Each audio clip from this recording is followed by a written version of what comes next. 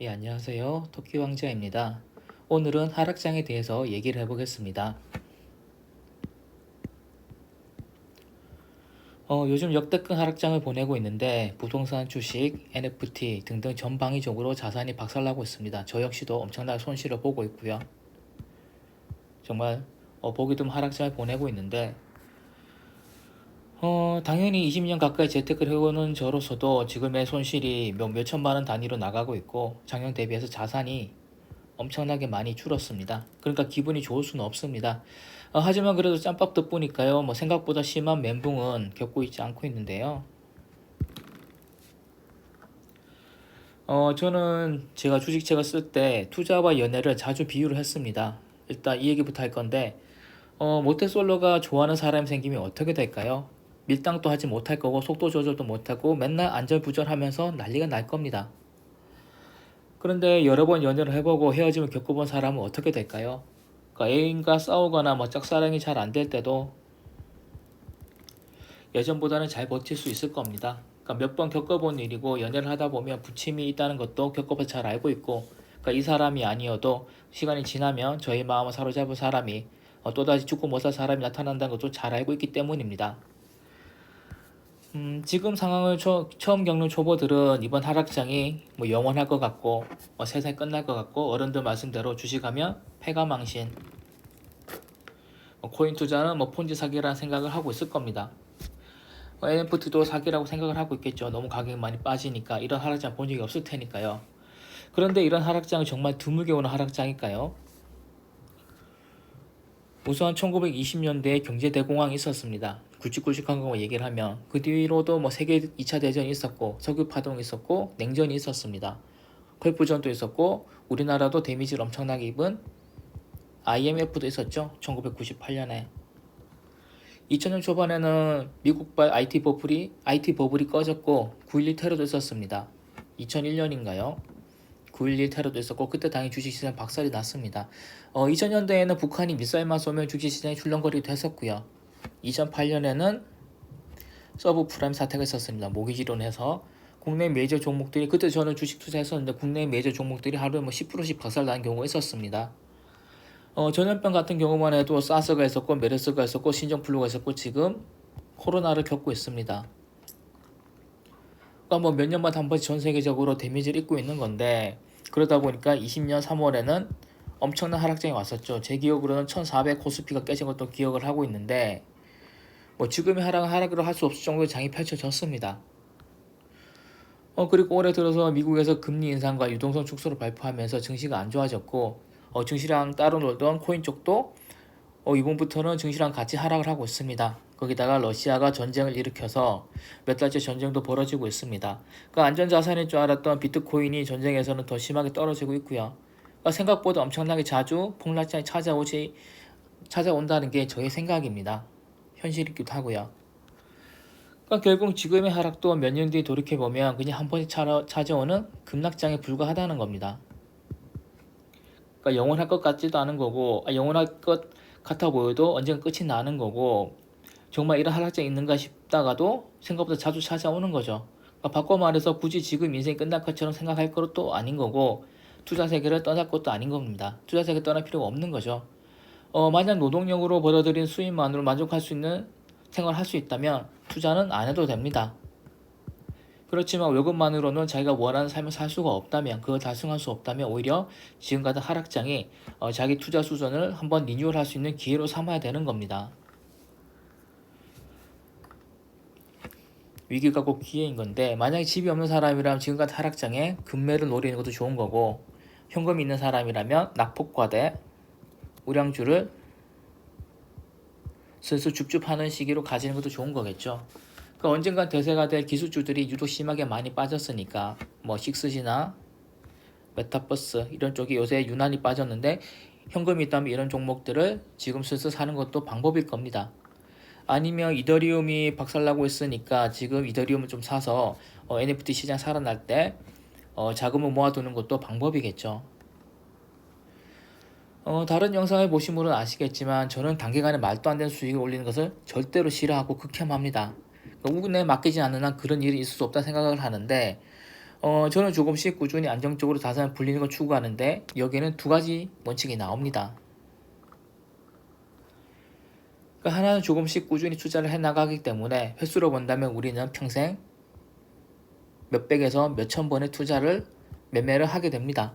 그러니까 즉 이런 하락장에서 매매도 결국 평생 해나가는 몇천 번, 몇만 번, 몇백 번의 투자 중에 하나일 뿐인 거죠. 여러분은 친구가 만약 애인이랑 싸웠다고 인생이 끝날 것처럼 군다면 너무 조급하지 말라고 마음은 던던히 먹으라고 얘기하지 않겠습니까? 마찬가지로 몇백 번, 몇천 번, 몇만 번 투자를 하는 우리에게 이런 하락장은 그냥 지나간 일부일 뿐인 거죠. 물론 여기에는 전제가 있습니다. 그러니까 저처럼 우량주 위주로 매매를 해야 되고 예수금을 어느 정도 가지고 있을 것, 그 다음에 신용이나 미수 때는 쓰지 않았을 것을 전제로 합니다.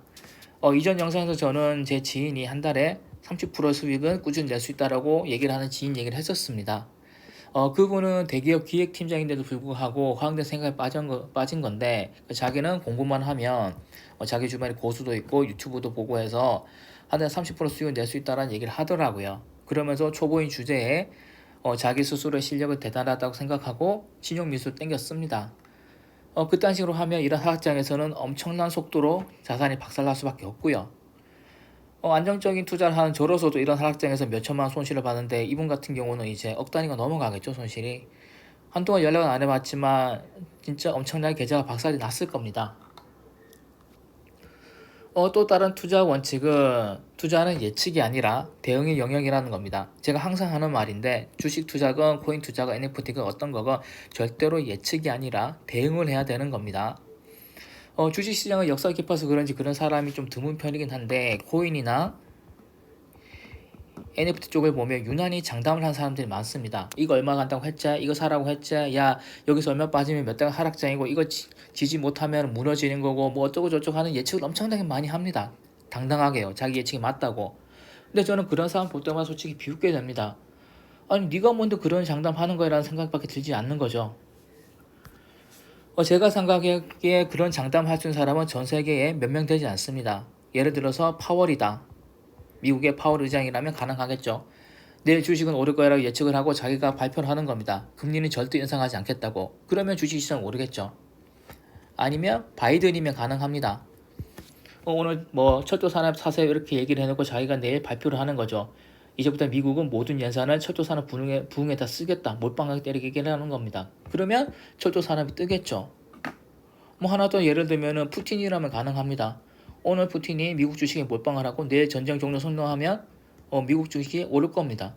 그러니까 이런 정도 영향력이 있으면 시장 예측은 가능하겠지만 그렇지 않은 평범한 사람들은 절대로 시장을 예측해서는 안 됩니다. 그러니까 상승장에서 자기 예측이 몇 번 들어맞은 걸 신경 쓰면 안 되는 거고 상승장에서 오히려 그런 손실을 본다면 그게 오히려 이상한 거니까 상승장에서 자기가 맞았다는 것은 신경 쓸 것도 아닌 거고 자신할 것도 아닌 거고 자랑할 것도 아닌 겁니다. 상승장만 해봤던 사람들은 이런 하락장에서 자기 예측이 엄청나게 빗나간다는 것을 뼈저리게 느끼고 있겠죠. 그러니까 투자는 무조건 대응의 영역입니다. 이런 하락장도 대응의 영역인 건데 저 같은 경우는 주식 종목 중에서 어제 수익이 난 종목들은 일부 매도를 했습니다. 그래서 현금 비중을 높여줬죠. 왜냐하면 이대로 하락이 커진다면 수익이 난 종목의 수익이 줄어들 수도 있는 거고 또 이대로 하락이 커진다면 손실을 보고 있는 종목들이 손실이 더 커질 테니까 우량한 종목만 사는 저로서는 손실이 커질수록 물타기를 하는 기회를 삼을 수도 있는 겁니다. 그러기 위해서는 현금이 필요했고 그래서 어제 하락을 대비해서 대응을 한 겁니다. 이처럼 투자는 언제나 대응을 잘 해야 합니다. 그러니까 지금까지 요약해보면 투자 세계에서 상승장과 하락장은 생각보다 자주 반복을 한다는 겁니다. 자주 찾아오니까 절대로 좌절할 필요가 없는 거고 이번 하락장에서도 덤덤히 버티면 되는 거지 뭐 기죽거나 좌절할 필요가 절대로 없는 겁니다.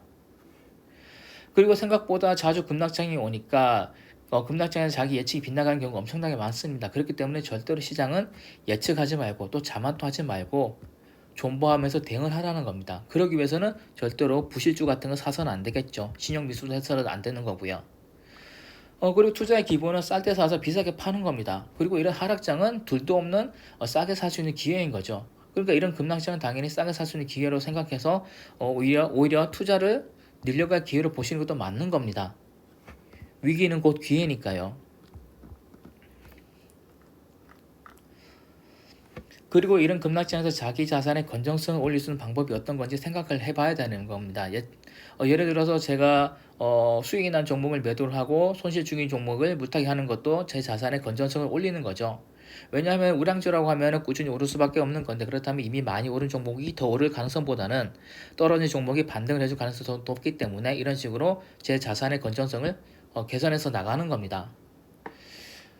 오늘은 뭐 이런 정도로 뭐 얘기를 하고 마무리하려고 하는데, 끝으로 하나 제가 팁을 드린다면, 팁이라고 할까요? 제가 지금 하나의 정보를 드린다면, 저는 적큐를 한번 사볼까 생각하고 있습니다. 요새 가격이 많이 빠졌길래, 얼마 전만 해도 0.52도가 넘어가서는 지금 이제 0.32도도 깨졌는데, 적큐를 사서 민팅에 도움을 받는 것도 좋을 것 같다는 생각을 해봤습니다.